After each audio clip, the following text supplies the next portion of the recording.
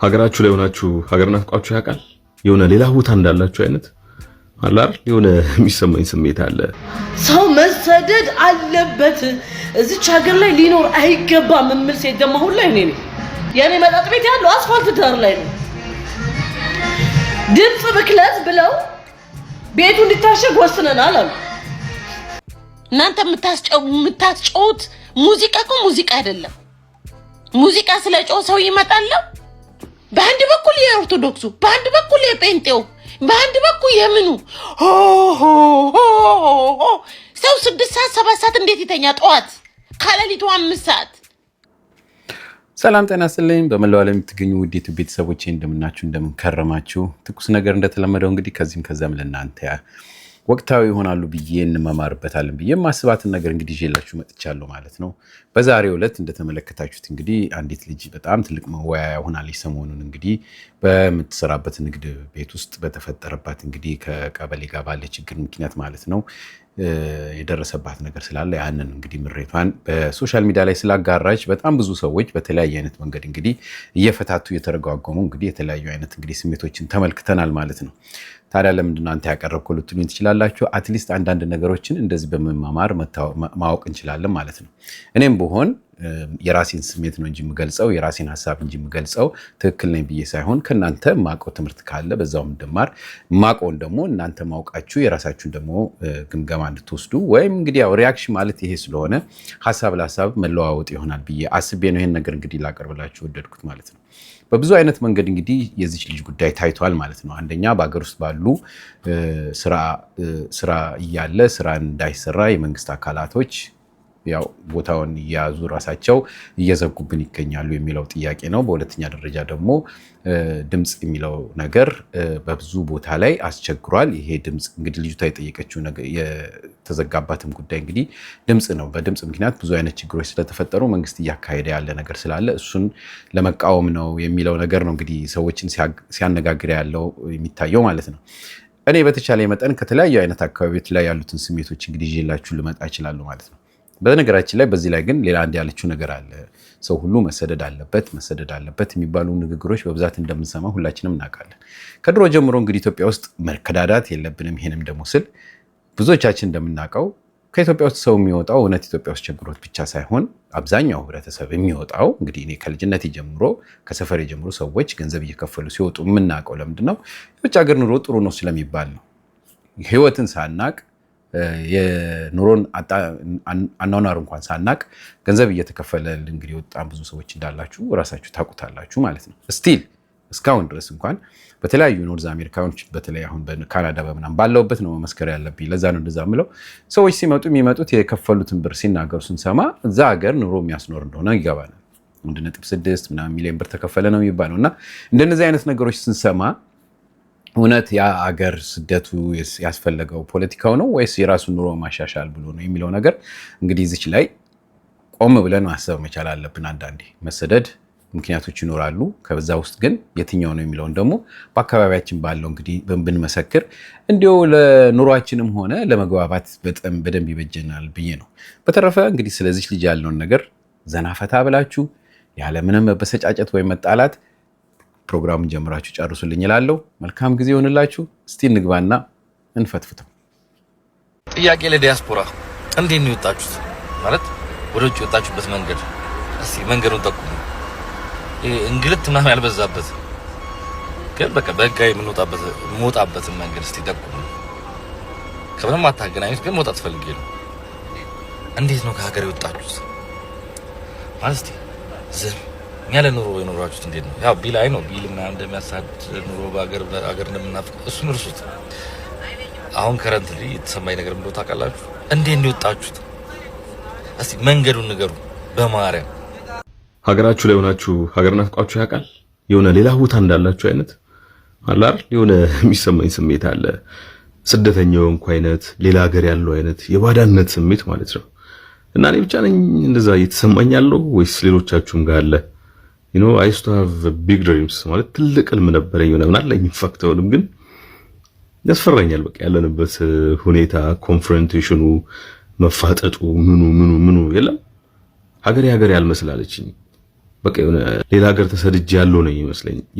የሆነ መጥፎ ኤነርጂ ላጋባባችሁ ምናምን አይደለም የመጣሁት፣ ግን የተሰማኝን ላጋራችሁ ነው። እንደዛ የተሰማችሁ ነው? የሆነ ሀገር መናፈቅ አይነት ስሜት የተሰማችኋል? ንገሩኝ እስቲ። አለ አይደል? ያው ተስፋ ነው የሚያኖረን አይደል? ተስፋ ባይኖር ምን ነው ነበረ? ተስፋችን ያለምን ነው መሻሹ። እኔ ማለት ነው በጣም ሀገሯን በጣም በፍቅር ከምትወድ ሴት አንዷ እኔ ነኝ። ሰው ሊሰደድ አይገባም የምል ሴት ብኖር እኔ ነኝ። ሰው መሰደድ አለበት፣ እዚች ሀገር ላይ ሊኖር አይገባም የምል ሴት ደግሞ አሁን ላይ እኔ ነኝ። መንግስት ወይ ግደልን በቃ ማለት በቃ እንዲህ ስልችት አድርገህ ህይወታችን እንዲህ ምስቅልቅልቅል አድርገህ ማለት ነው ህይወታችን እንዲህ ለምን አጨርሰንም? በቃ አንዴ መተን መሳሪያ ሁላችንንም እንዲህ በቃ የለም ቃስ መከራችን አብዝተን መከራችን ከምታነሳው ለምን አገለንም? ምን አይነት ህይወት ነው እያኖርከን ያለው? ግን ምን አይነት መንግስት ነው የመጣው? ምን አይነት ህግ ነው ያለው? ምን አይነት በቃ ምን አይነት እንዴ ሰርተን መብላት እንኳን አልቻልንም ነው ወይ? ሆን ብላችሁ ነው? ሆን ብላችሁ ያ ከሲስተም አስወጣችሁ የት እንሂድ? ሁለት ሀገር የለንም፣ መደበቂያ ሀገር የለንም። ያው ከተማ ልጅ መሄጃ የለኝም እንዴ። ዛሬ ወረዳ ምናምን ብለው ወረቀት ሰጥተው ሄዱ፣ ስራ ሰጥተው ሄዱ። ያን ወረቀት እኔ አላውቀውም፣ አካባቢውን ብዙ አልዞርም፣ ሰፈሩን አላውቀውም። ወረዳው ለካ ሌላ ቦታ ሰዓት ረፈደብኝ፣ ብቻ ወረዳው ጋር ደርሻለሁ። እኔ በዚህ 2 ዓመት ውስጥ 5-4 ንግድ ቤት ነው የዘጋሁት። በዚህ 2-3 ዓመት ውስጥ ማለት ነው ቃቅቶኝ ማለት ነው። አሁን ደግሞ እዚህ ርቼ እንግዲህ መሀል አስፋልት ላይ ነው የኔ መጠጥ ቤት ያለው፣ አስፋልት ዳር ላይ ነው። ድምፅ ብክለት ብለው ቤቱ እንዲታሸግ ወስነናል አሉ።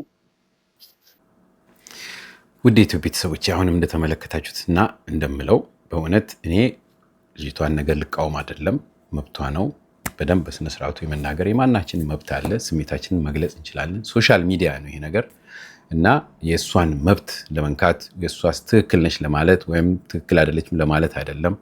በሁለተኛ ደረጃ ደግሞ መንግስትን ለመቃወምም አይደለም፣ መንግስትን መደገፍ አይደለም። ምክንያቱም መንግስት ሲባል አንድ ግለሰብ ሳይሆን መንግስት በብዙ አይነት ህብረተሰብ የተሰባሰበ ህግን ለማስከበር የተቀጠረ በጣም ብዙ አይነት ስሜት ያለው ህብረተሰብ የተሰባሰበበት እንደሆነ ሁላችንም እናውቃለን። እና መንግስት ፍጹም ነው ሊባል አይችልም። ስህተቶች በየጊዜው አለ። እንኳን እኛ አይደለንም እዛ ላይ የተቀመጡ ሰዎች ራሳቸው በየጊዜው ይናገሩታል።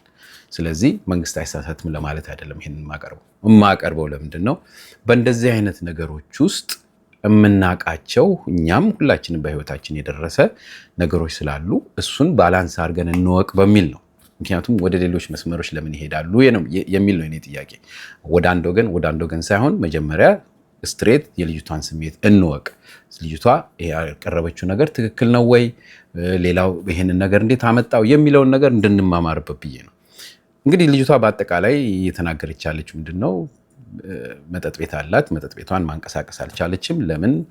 ቀበሌ ድምፅ ምናምን እያለ ይከለክለኛል እያለች ነው ያለችው። ቀበሌውንም በቅጡ አታውቀውም። ለምን? እንዳባባሏ ከሌላ ቦታ ወደ ሌላ ቦታ ሲዘዋወርም ሆነ ምን ብዙም ጊዜ አልከታተልም አይነት ነገር ነው የምትለው። በኢትዮጵያ ውስጥ ምን አለ? ድምፅ በጣም ከባድ የሆነ ነገር ሆኗል። አሁን ይህንን የምላችሁ ለምንድን ነው? ሁላችንም በንግድ ላይ ያለን ህብረተሰብ እኔም ደርሶብናል እና በጣም የሚገርማችሁ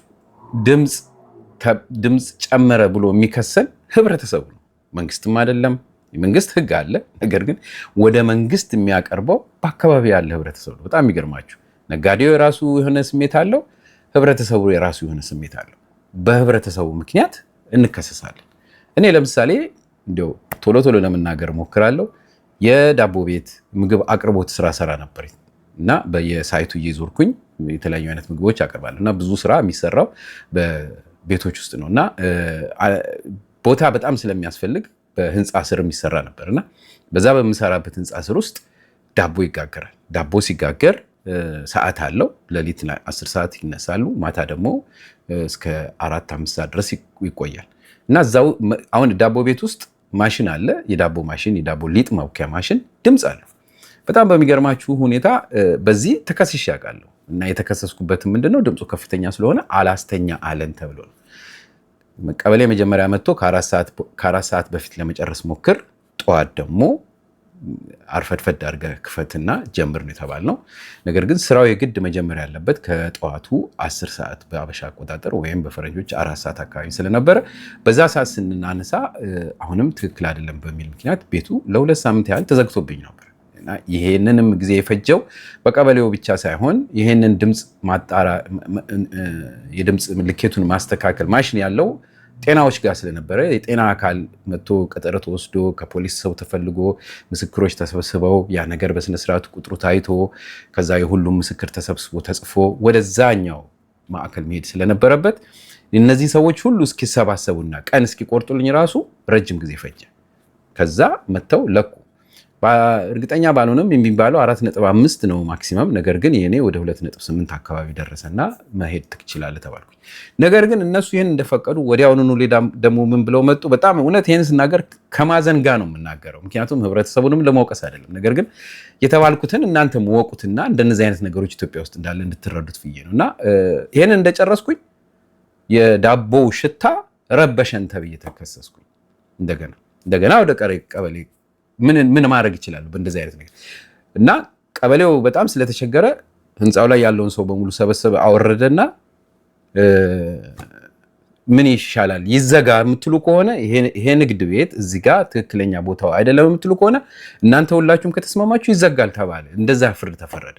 ነገር ግን ሁሉንም አንድ ላይ አወርደው ስለነበር የጠየቁት እና ያንን ጥያቄ ደግሞ የጠየቁት ጥቂቶች ስለነበሩ በብዙሃኑ ምክንያት እንግዲህ ልድንችኝ ያለው እስራኤል ልቀጥል ችያለሁ ማለት ነው። እና አሁን ብልላችሁ የምፈልገው ምንድነው ድምጽ በጣም ወሳኝና ህብረተሰቡን በጣም የሚበክል ነገር ሆኖ ስለተነገረ በህግ መሰረት ሰዎች በትንሽ ምክንያት እንግዲህ በዳቦ ማሽን ምክንያት ተጠይቄያለሁ። እቺ ልጅ ደግሞ እንግዲህ የምትሰራው ምንድነው የመጠጥ ቤት ሙዚቃ ነው። ሙዚቃ ቤት ደግሞ እሷም እንደተናገረችው ካልሰማችሁት ሙሉ ስሙ ማታ ቤቷን ዘግታ የምታሰማው ድምጽ ነው እንግዲህ ይረበሸን ብለው እንግዲህ በእርግጠኝነት ሰዎች ጠይቀው ከዛ ቀበሌ መጥቶ መርምሮ በድንገት መጥቶ መርምሮ ያን ነገር አጣርቶ ሊዘጋ የቻለው ማለት ነው። እንደነዚህ አይነት ነገሮች ችግር አለባቸው። ያንን ችግር እሷ ባለመረዳቷም ሊሆን ይችላል ለዚህ አይነት ነገር ደርሳለች ማለት ነው። ስለዚህ ምንድነው ህግ የሚያስከብር አካል አለ፣ እሷ ወንጀል ፈጥራለች፣ መሀል ህዝብ አለ። የእሷ ችግር የግድ መጠጥ ቤት ነው። ኢትዮጵያ ውስጥ ደግሞ በጣም በሚያሳዝን ሁኔታ መጠጥ ቤቶች ካላስጮሁ አይንቀሳቀሱም። ለምን እንደሆነ አይገባኝም። መነጋገሩን ሊያቅተናል አንዳንዴ ማይቸዋሉና ያ ድምጽ ግን እዛ አካባቢ ለሚኖረው ህብረተሰብ ከባድ ሊሆን ይችላል ማለት ነው። በዚህ ምክንያት እንግዲህ እንደዚህ አይነት ነገሮች ተፈጠሩ ማለት ነው። እስቲ ይሄንን ነገር ደግሞ ሰዎች በምን አይነት ስሜት እንደገለጹት ላሰማችሁና ደግሞ ወደሚቀጥለው እንነጋገራለን ማለት ነው።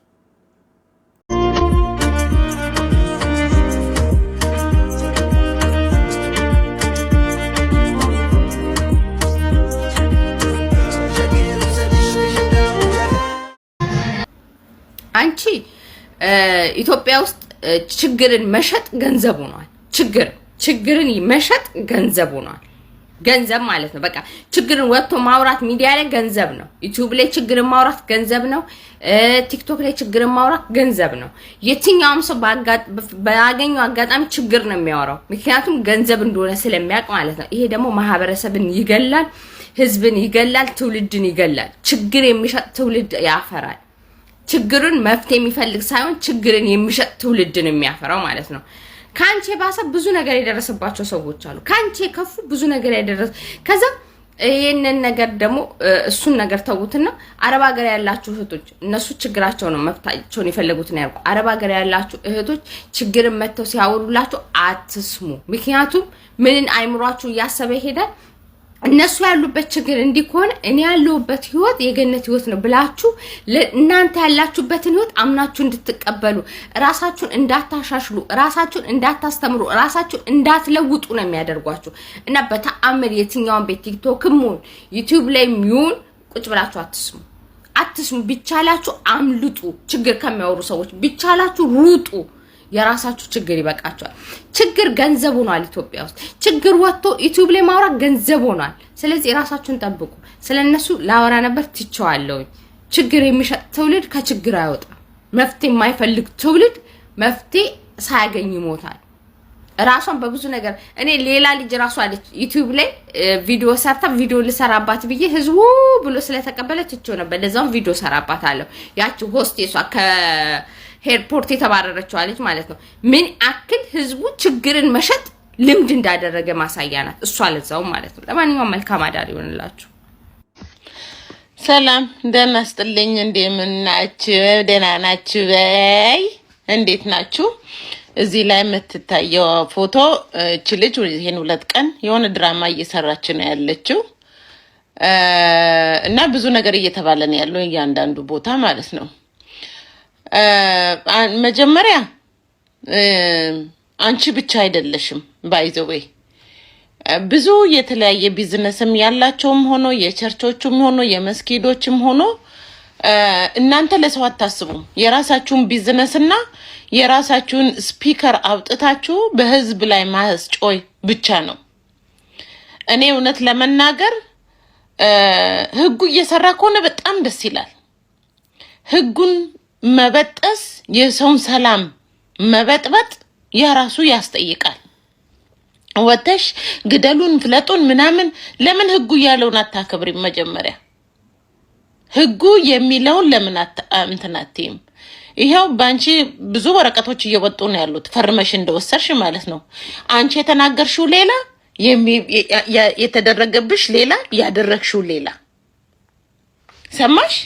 ስለዚህ ሙዚቃ በቀንሱ አንቺ ብቻ አይደለም እንደው ዶክተር አብይ እንደው በእግዚአብሔር እነኚህ በቸርች ምክንያት ስፒከር እያወጡ ሰው አገር ቤት ሲመጣ ሪላክስ ለማድረግ ነው ሰው አገር ቤት የሚመጣው።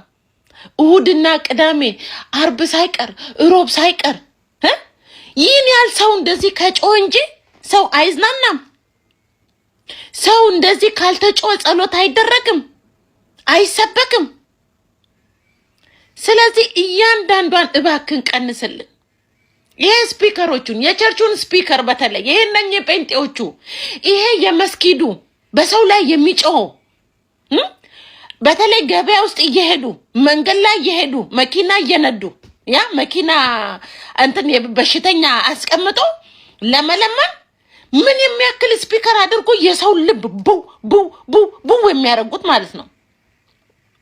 ሰው ቡና ቤት ሲመጣ እንዴት ነው ከሰው ጋር ኢንተራክት የሚያደርገው? እናንተ የምታስጨውት ሙዚቃ እኮ ሙዚቃ አይደለም። ሙዚቃ ስለጮህ ሰው ይመጣል? ሰው እኮ ቤቱን ጥሎ የሚመጣ ይውላችሁ ሚዝናናበት ቦታና ሂዶ ሪላክስ የሚደረግበት ቦታ አለ። መጠጥበትም ቢሆን እኮ ቀስ ብለሽ እየጠጣሽ እየተጫወትሽ ከሰው ጋር ነው። እንደዚህ ያለ ሙዚቃ በሰው ላይ ያጫዋችሁ። አሁን ትዝ ይለኛል ባለፈው ሀገር ቤት ሄድኩኝ። በተለይ ነቀምቴ ሄጄ ነበረ። በአንድ በኩል የኦርቶዶክሱ፣ በአንድ በኩል የጴንጤው፣ በአንድ በኩል የምኑ ሰው 6 ሰዓት 7 ሰዓት እንዴት ይተኛ? ጠዋት ከሌሊቱ 5 ሰዓት ከተማ ውስጥ በየአካባቢው እንደ ሽሮ ቤትም እንደዚህ አይከፈትም። ሻይ ቤትም እንደዚህ አይከፈትም። ቸርች በየኮርነሩ አንድ ቀበሌ ውስጥ ቢያንስ ስንት ስፒከር ነው ሲጮህ የሚውለው? ሰኞ ይጮሃል፣ ማክሰኞ ይጮሃል፣ አርብ ይጮሃል፣ ቅዳሜ ይጮሃል። እሑድ ደግሞ ጠዋት የጀመራችሁ እስከ ማታ ነው የምታስጮሁት እንዴ? ጸሎት እናንተ እንደምታረጉት እኮ ያቺ ዓለም እግዚአብሔር ምስክሬ ነው መሬት ላይ አትረግጡም። በእንትን ነው የምትሳፈፉት እንደ ጸሎት እንደምታረጉት ማለት ነው።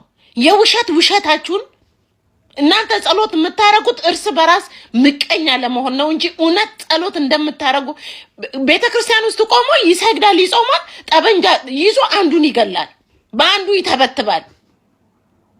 እዚህ ቤተክርስቲያን ውስጥ ወደ ሃሌሉያ ሃሌሉያ ስትሉ ትውላላችሁ።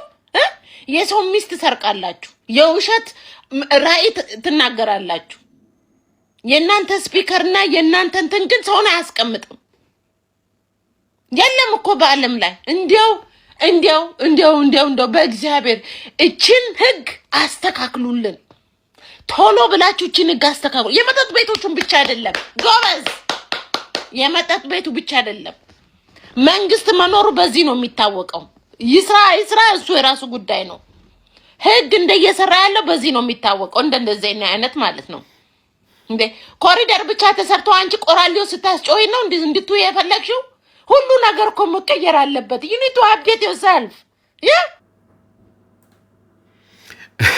በጣም የሚገርም ነው እና ያው ብዙ ቦታ ይሄ ነገር አለ። ብዙ ህብረተሰብ በውይይት ነገር መልክ ብዙ ቦታዎች ላይ እንደዚህ አይነት ድምጽ ይሄ ድምጽ አስቸገረኝ የሚል በጣም ብዙ ህብረተሰብ አለ። ከዚህ በፊት ይሄን ነገር ሰርቻለሁ ስለ ድምጽ ብቻው ማለት ነው። እንደውም ብዙ ሰዎች ተነጋግረውኛል። ያው ምን ኦርቶዶክስ ነኝ ኦርቶዶክስ እንደዚህ አብሬ በስነ ስርዓቱ እያየው በሚሰማኝ እና ትክክል ያለው ነገር አለ። ይሄን በተናገርኩበት ብዙ ተብያለሁ ማለት ነው። ምክንያቱም ስለገጠመኝ ስለደረሰብኝ የደረሰብኝ ደግሞ ለህብረተሰቡ ማካፈል ግዴታዬ ነው።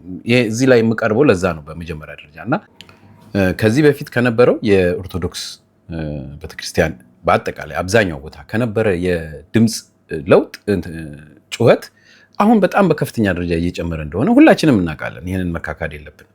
ለምን ጮኸ ምናምን ብል አሁን ብዙ ሰው ነው ሌላ አይነት ነገር ውስጥ የሚገባው። ግን ሰዓቱ ሊሚት ቢኖረው በሚል ነው እኔ ከዚህ በፊት የተናገርኩት። ምን ሆንኩኝ የሆነ አንድ ቦታ ቤት ነበርና የነበርኩበት ቤት አፓርትማ አናቱ ላይ ነው። ስለዚህ ምን ሆነ ከሶስት ቦታ አዲስ ቤተክርስቲያን ሁለት ቤተክርስቲያኖች ነበሩ እኔ እዛ ሲሆን ከዛ ሶስተኛ ቤተክርስቲያን ገባ። ከዛ ልክ ሶስተኛው ቤተክርስቲያን አዲስ ሲቆረቆር እዛ ቦታ ላይ የሶስቱ ቤተክርስቲያኖች ድምጽ እኔ ቤታችን ውስጥ በቃ ይገባል እና ኢኮ ምናምን ነገር እንትን ይለውና ትክክል ምንም ክሊር የሆነ ነገር አይሰማንም ረብሻ ብቻ።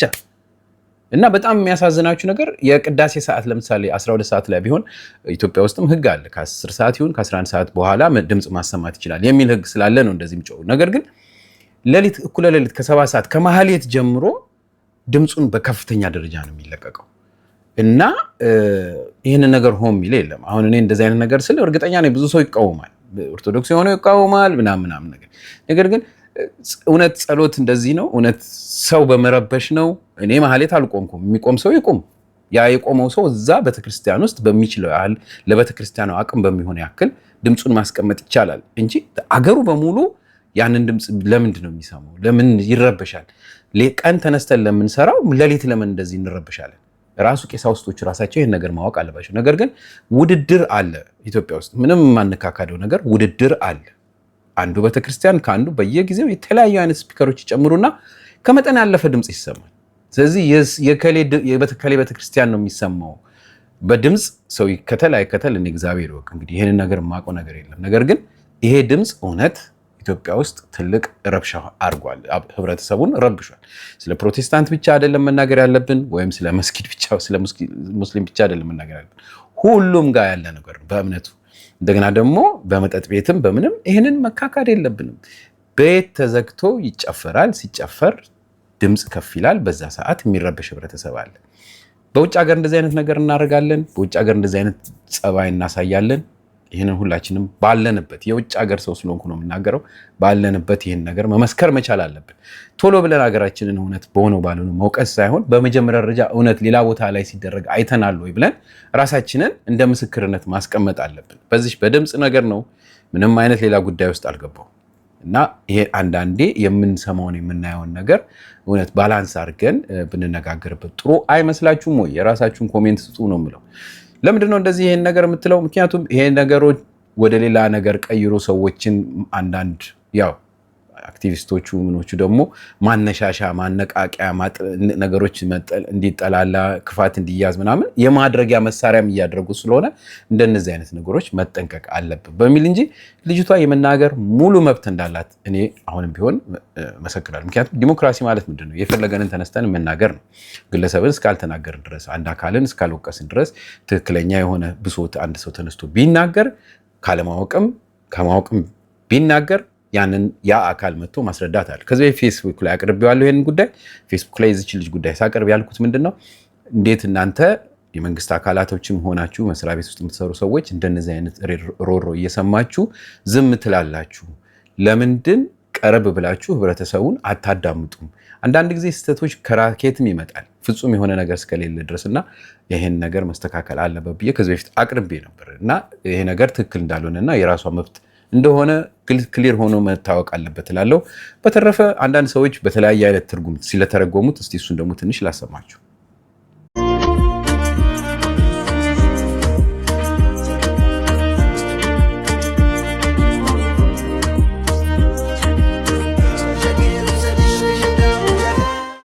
በጣም ሀገሯን ከምትወድ ሀገሯን በጣም በፍቅር ከምትወድ ሴት አንዷ እኔ ነኝ። ማለት ሰው ሊሰደድ አይገባም የምል ሴት ቢኖር እኔ ነኝ። ሰው መሰደድ አለበት እዚች ሀገር ላይ ሊኖር አይገባም የምል ሴት ደግሞ ሁላ እኔ ነኝ። ሰሞኑን የዚች ልጅ ንግግር እንግዲህ ያላየ ሰው ይኖራል ብዬ አላምንም። እኔ አሁን የልጅቷ ንግግር ትክክል ነው አይደለም ምናምን ለማለት አይደለም የመጣሁት። ግን የልጅቷን ንግግር የምታወግዙ ሰዎች በተለይ በመንግስት በኩል ናችሁ ማለት ነው። መብቱ አይደለም ወይ ነው? አንድ ሰው የመሰለውን አመለካከት የሚያዝ ሐሳቡን በነፃነት የመግለጽ ህገ መንግስታዊ መብት የለውም ወይ ነው? ሐሳቧን ገለጸች፣ መብቷ ነው ይሄ። የህገ መንግስቱ አንቀጽ 29 እና 30 ይሄን አለም የሚያበረታታው ነው። አንድ ሰው ሐሳቡን በመሰለው መንገድ በመሰለው ማሰራጫ ሚዲያ የመግለጽ መብት አለው። ንግግሩ ሐሳቡ የህዝቡን ሞራል፣ ነፃነት፣ ሰላም፣ ጤንነት፣ የሰውን ክብር፣ ዝና፣ ስም እስካልነካ ድረስ ሐሳቡን በነፃነት የመግለጽ መብት አለው። እና እናንተ ምን ቤት ናችሁ? የመንግስት ስም ጠፋ ልትሉ ነው? የመንግስት ክብር ተነካ ልትሉ ነው? የመንግስት ጠበቃ ናችሁ እናንተ? ምንድናችሁ ነው? ንግግሯ የምታወግዙ ሰዎች ነፃነቷ ነው፣ በቃ አለቀ። እኚህ ህዝብ ሞራል ነው በንግግሯ የተነካው ነው የተጎዳው የተጣሰው። የማን ስምና ክብር ነው ዝለ ጠፋው በንግግሯ ነው? መንግስት ስም አለው እያላችሁ ነው? መንግስት ክብር አለው እያላችሁ ነው ወይ? ታዲያ አንቀጽ 29 እና አንቀጽ 30 እኮ ሐሳብን በነፃነት የመግለጽ መብት ሲባል የእጅ መንሻ እኮ አንቀጽ አይደለም። የምስጋና ማውረጃ አንቀጽ እኮ አይደለም። እውነት ለመናገር ቪዲዮ የመስራት ሞራል ምንም የለኝም። በጣም ደብሮኛል። ነገር ግን ሰሞኑን እያለቀሰች ምሬቷን ስገልጽ የነበረች ልጅ ላይ ተከፋይ ፍርፋሪ ለቃቃሚዎች በጣም ሲዘምቱባት አይቼ ገርሞኝ የሆነ ነገር ብናገር ብዬ ነው የመጣሁትና እውነት ግን እናንተ የሆነ ህሊናችሁ አልሰራም ብሎ አይምሯችሁን ሽጣችሁ በቃ እውነትን ደፍጠጣችሁ እየዋሻችሁ የሆነ ነገር እየለቃቀማችሁ ስለኖራችሁ ሁሉም የኢትዮጵያ ወጣት ደልቶት የሚኖር ነው እንደሚመስላችሁ? እስቲ አንድ ጥያቄ ልጠይቃችሁ። ምንም ችግር የለም ብላችሁ ዲፌንድ የምታደርጉት? ዲፌንድ የምታደርጉለት መንግስት ራሱ አንዳንዴ የሆነ አሸርጋጅነታችሁን አይቶ አይታዘባችሁ? በእውነት መንግስት ራሱ ቢጠየቅ ምንም አይነት ችግር የለብኝም ፐርፌክት ነኝ ብሎ ለራሱ ዲፌንድ የሚያደርግ ይመስላችኋል እንዴ? ምንድነው በዚህ ደረጃ ግርድና? እቺ ልጅ ከዚህ በፊት ያጠፋችሁ ነገር አለ፣ ባሏም እንደዚህ ነው ምናምን እያላችሁ እዚህ ላይ የሆነ ነገር እያዟዟራችሁ ነው። እስካሁን ለምን ዝም እንዳላችሁ አላውቅም።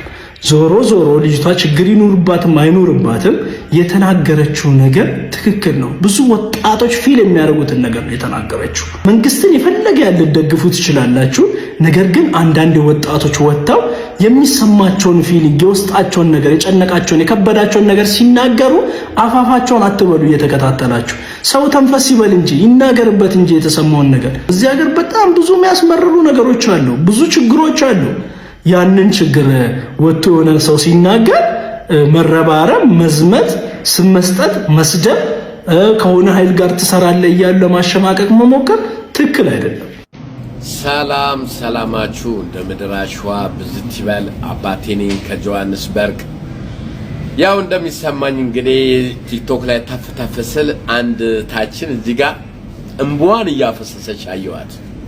በሰው አገር ላይ ያፈራሁትን ንብረት ወደ ኢትዮጵያ የምትባል አገር ላይ ገብቼ በሰው አገር ላይ ተከብሬ ያገኘሁትን ገንዘብ በአገሬ ላይ ኢንቨስተር ላደርግ ኢትዮጵያ ገባው። 3 መጠጥ ቤቶች ከፍቼ አሁን 3ቱንም አምባገነኑ መንግስት ላፍ አረገኝ ትላለች። የኢትዮጵያ ሕዝብ ፍትህ ጠይቅልኝ እያለች ነው። ጋይስ እየሰማችሁ ነው?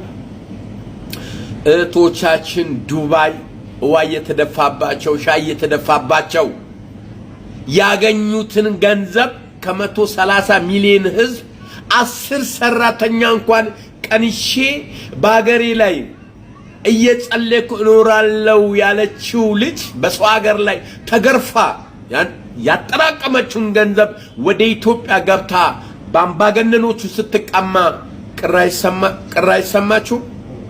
እኔ በጣም ነው ያዘንኩት። በእውነት በጣም እንበዋን አይቼ በጣም ነው ያዘንኩት። ሙዚቃ ጨምርሽ አንዳንድ ጊዜ በቃ ባድ ሀገር ነው ያለው እላለሁ አለች። በአማርኛ እያወሩ የሚያሳቅቁ የብልጽግና ጋንግስተሮች አሉ። ቅምቀማ ቤቱን አንድ ሰው ከፈለገው እሷን አፍነው ይበሏትና ለሌላ ሰው የሚሰጡ የብልጽግና ጋንግስተሮች አሉ። ስለዚህ እህታችንን ድምጽ እንድንሆናት ፈልጋለሁ። በእውነት ፍትህ ለእህታችን እያላችሁ ኮሜንት ላይ ጻፉልን። ቴንክ ዩ አመሰግናለሁ። እንደሰማችሁት ነው እንግዲህ ነገሮች በተለያየ አይነት መቀመጥ ይችላሉ፣ መፈጠር ይችላሉ። እቺ ልጅ እንግዲህ አረብ ሀገር ወስዷታል፣ ከአረብ ሀገር የመጣች አድርጓታል። ከዛ በኋላ ሌላ ነገር ፈጥሮላታል። ከዛ በኋላ ለፍትህ ጠይቆላታል ማለት ነው። ይህንን አይነት ነገሮች ነው እንግዲህ መጠንቀቅ ያለብን። አንዳንድ ሰዎች ስታያቸው ራሳቸው ደላላም ይመስላሉ በእውነት። ምክንያቱም የሰውን መውጣት የሚፈልጉት ለምንድን ነው? ለቢዝነስ ስለሆነ ማለት ነው። አያገባን። ዋናው ነገር ምንድን ነው? ነገሮች በጥሞና ካለማዳመጥ ወይም ጉዳዩን በደንብ ካለመረዳት ወደ ሌላ አይነት መስመር ይወስዱታል። የሌላ ነገር መጠቀሚያ ያደርጋሉ ማለት ነው። ወጣቱ ህብረተሰቡ ችግር ውስጥ ነው ያለው ምናምን የሚለውን አይነት ስሜት የሚያመጣ ጉዳዮች አሉ። ሪል በቃ ተደማጭነት የሚኖረው ማለት ነው። ነገር ግን አንድ ሰው ተሳስቶ ስህተተኛ ነህ ሁሉ እየተባለ ነገር ግን አይ እኔ ይህን ነገር ማድረግ ፈልጋለሁ ብሎ ስላሰበ ብቻ ከህግ ውጭ መሆን አይችልም። ህግ የህብረተሰብ ነው። ህግ የመንግስት አይደለም። መንግስት የሚባል አንድ ግለሰብ አይደለም፣ ወይም አንድ አካል ብቻ አይደለም። በህብረተሰብ ውስጥ የታቀፈ ነው መንግስት። ስለዚህ መንግስት አንድን ነገር የሚያመጣው ህዝቡን አመቻችቶ ለማኖር የሚያስፈልገው ነገር ነው። በዚህ ሴት ጉዳይ ትልቁ ጥያቄ ምንድን ነው? አንድና አንድ ድምፅ ነው። የሚሰራው ስራ ሲሰራ በአግባቡ መሰራት አለበት። ያንን ስራ አሰራሩ ይስተካከል ነው። ይህንን እንግዲህ አባባላቸው የመንግስት አካላት ያው እናውቃለን። በመንግስት መስሪያ ቤቶች ውስጥ ብዙ ችግር እንዳለ ከዚህ በፊትም እንግዲህ የማቀርበውን ፕሮግራም ታውቃላችሁ። በየጊዜው የማቀርበው በተቻለ መጠን ስህተት የተባሉትን ነገሮች፣ ምክንያቱም ማንም ከማንም መማማር የሚችለው በእንደዚህ አይነት መንገድ ስለሆነ ማለት ነው። አገራችን ገና እያደገች ያለች ሀገር ነች። እንደ ውጭ ሀገር አይደለም ያለችው። በውጭ ሀገር አሁን ለምሳሌ በካናዳ ደንብ የሚባል አለ። ማዕት ህብረተሰብ አያውቅም። ደንቦች እንደ ማንኛውም ሰው ንጹህ ልብስ ለብሰው ነው የሚንቀሳቀሱት። እዚህ ከተማ ላይ ሲንቀሳቀሱ በየቡና ቤት ይገባሉ፣ በየሆስፒታል ክሊኒኮች ወይም ትንንሽ እንትኖች ውስጥ ይገባሉ፣ ፋርማሲ ይገባል ምናምን። ሲገቡ የሚፈልጉትን ነገር ጠይቀው የሚፈልጉትን ነገር ሪኮርድ አድርገው ይገባሉ። መኪና ታክሲ ውስጥ ሳይቀር ይገባሉ። ሲገቡ እንደ ኖርማል መስለው ገብተው ከዛ በኋላ የሚፈልጉትን ጽፈው ነው የሚወጡት። ከዛ በኋላ ያ ሰው በሚጠይቅበት መንገድ ይጠይቃል። ያደገ ህብረተሰብ ስለሆነ ከማንም ጋር እንካ ሰላምታ ሳይግባባ ሳይነጋገር የታዘዘውን ሰርቶ ነው የሚሄደው ያኛው። ይሄም ደግሞ ህብረተሰብ የሚሰጠውን ሂስ ተቀብሎ ወደ ትምህርት ተሰጥቶት ቅጣቱን ተቀብሎ ያስተካክላል ማለት ነው። እዚህ ደረጃ እንድንደርስ እንግዲህ መጀመሪያ እርስ በርስ መነጋገር፣ እርስ በርስ መወያየት፣ ያለንን ሀሳብ ለሌላው መግለጽ፣ ከዛ በኋላ ህብረተሰቡ እየተሻሻለ ይመጣል እንጂ በአንድ ጊዜ ብቻ የሚለወጥ ነገር እንደሌለ ሁላችንም ማወቅ አለብን። ላለው ውድ የዩቲዩብ ቤተሰቦቼ ዛሬ ትንሽ ስላበዛሁባችሁ በጣም ይቅርታ። ነገሯ ትንሽ ሲሪየስ የሆነች መስላ ስለታየችኝ በክፉ ነገር ሳናየው ነገሮችን ረጋ ብለን ተመልክተን የተሻለ ነገር እንግዲህ እንዲሆን ፈልጌ ነው ይሄን ነገር ያቀረብኩት ማለት ነው። የራሳችሁን ሀሳብ ስጡበት። ይሄ መድረክ እንግዲህ ትልቁ ሀሳብ ምንድን ነው? የተሳሳትኩት ነገር ካለ በዚህ በኩል ይሄ ተሳስተሃልና ይሄ ነገር እንደዚህ ነው ብሎ የሚገልጽልኝ ሰው፣ አሁን እንዳልኳችሁ የማንንም ሳይድ ሳሊዝ፣ ነገር ግን በመሀል ላይ ያለ አንድ ነገር አለ። እሱን በየት መንገድ ይፈታ የሚለው ስለሆነ ለእሱ እንግዲህ የራሳችሁን ሀሳብ ስጡበት እላለሁ። መልካም ጊዜ ይሆንላችሁ። አዎ ደግሞ በሌላ አይነት ደግሞ መልክ ያሰበ ደግሞ ሰው አለ። እስቲ እሱን ላሰማችሁ። ከነገሮቻችን ከኛ ሁሉ በተለየ መንገድ ማለት ነው። እሱን ስሙት እስቲ። በተረፈ ደህና ሁኑልኝ። እሺ፣ እንዴት አደራችሁ? ሰላም ነው? አለን አለን። ጠዋት ተነስቼ ስልኬን ስከፍት በዚች ልጅ ቪዲዮ የተወሰኑ በግል የምታውቁኝ ወዳጆቼ 3-4 የላካችሁልኛል። የዚች ልጅ ቪዲዮ የቲክቶክማ ተዉት፣ የምታውቁኝም አታውቁኝም ይሄ ምንድን ነው ምናምን ብላችሁ ልክ የሆነ የብልጽግና ማዕከላዊ ኮሚቴ ምናምን ነው መስላችሁ። ይሄ ነው እኮ ችግራችሁ። ከዚህ አስተሳሰባችሁ ውጡ። ምን እኮ ለዛ ነው። ግን ስለዚህ ልጅ መልስ ልስጣችሁ ወይል እንግዲህ መማማር ነው እንጂ እኔ እናንተ ነቃ ብላችሁ ባያችሁ እኔ ሶሻል ሚዲያ ላይ መጥቶ የመለፍለፍ እንትኑም የለኝ። እኔ ትንሽ ቆጣ ምናምን የምላችሁ ምን እንደሆነ ታውቃላችሁ። እንደሌላው እየተሽለጠለጥ መንገድ ላይ ስትገኝ እንዳትል ሲሪየስ በሆነ ነገር እንድንነጋገር ነው። ወደ ልጅቷ እንምጣ። ልጅቷን እኔም እንደናንተ የትም አይቻታል። ግን አንድ ነገር ልንገራችሁ። እንኳን እንደውም ተናገረች እኔና እናንተ መማማሪያ ይሆነናል።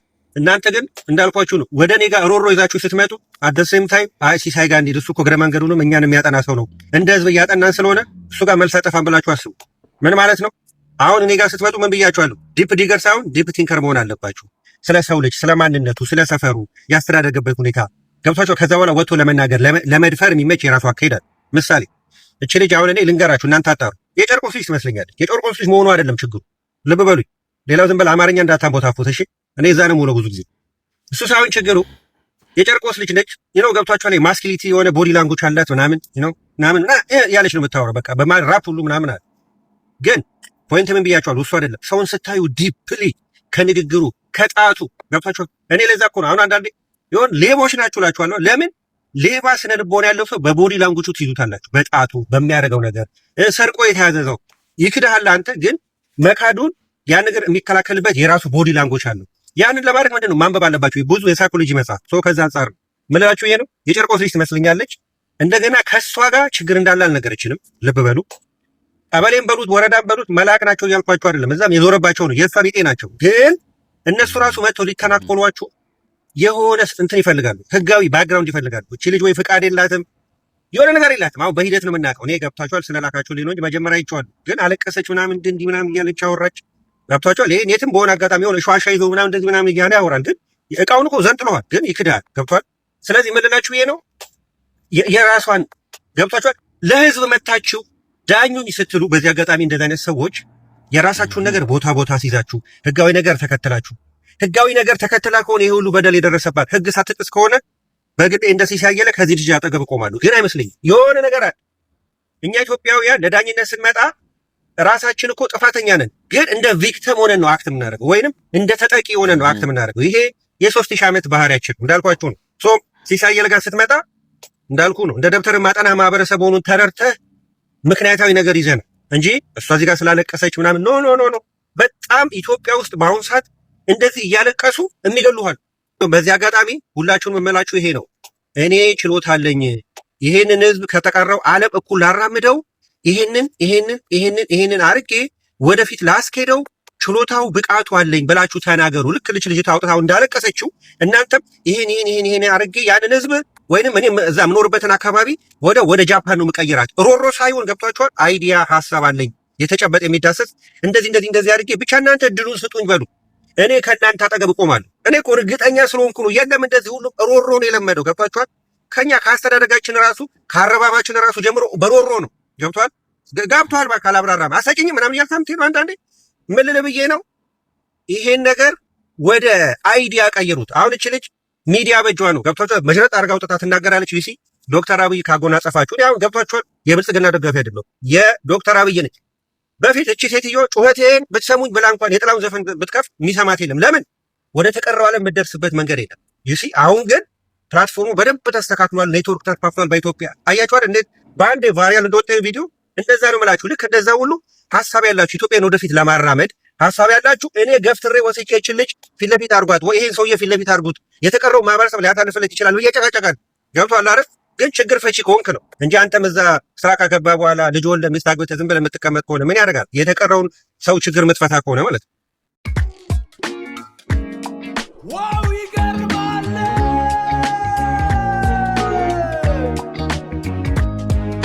ለእውነተኛና ፈጣን ወቅታዊ ጉዳዮች ትኩስ ነገርን ተከታተሉ።